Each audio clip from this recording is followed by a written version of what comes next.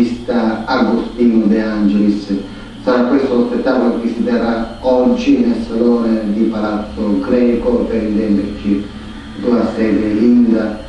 È il secondo appuntamento del calendario di eventi allestito dall'Associazione Culturale Siracusana e Cristamenia. Ne abbiamo parlato proprio con il presidente dell'associazione, il legione Marco Cuoco.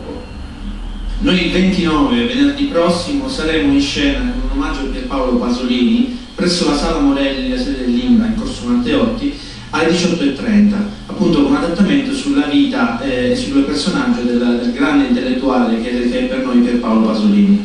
Questo progetto è stato sposato dalla provincia regionale di Siracusa, come tutti gli altri, al comune di Siracusa, e fa parte di un più vasto progetto e programma che ha preso inizio nelle giornate europee del patrimonio con uno spettacolo sulla poesia lirica greca, proseguendo poi, come hai già detto, domenica scorsa con uno spettacolo sull'Eneide a Fontanarossa, e che proseguirà nelle prossime giornate, nei giorni del 4 novembre all'Arcidiocesi con un omaggio al marchese Tommaso Gargalo in occasione del 250° della nascita.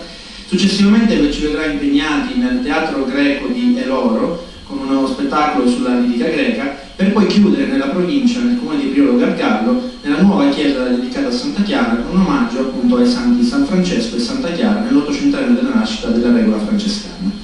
Gli spettacoli sono organizzati appunto, come detto, dall'Associazione Extramenia e sono ideati e diretti dall'attore e regista Agostino De Angelis, ormai da anni insieme a noi porta degli spettacoli qui a Siracusa, e grazie a lui siamo anche andati oltre i confini della nostra città, della nostra regione, in tutta l'Italia, sempre con dei percorsi di alta cultura.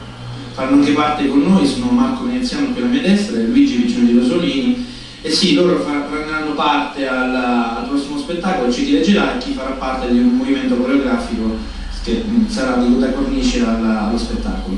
Parola, musica e immagini, ci saranno delle proiezioni, ci sarà un accompagnamento musicale dal vivo e delle coreografie, dei movimenti del corpo che accompagneranno la lettura e l'interpretazione dell'attore Agostino De Angelis.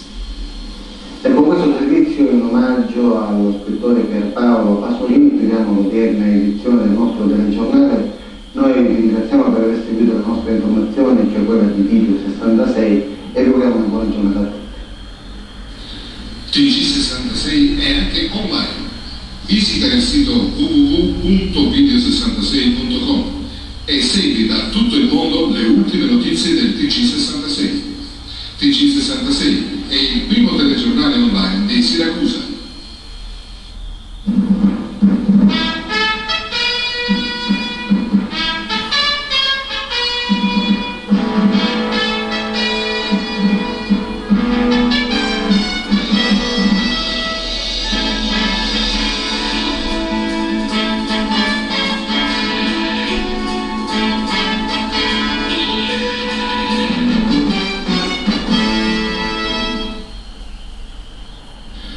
E adesso Video 66 in HD, la TV dei Siracusani.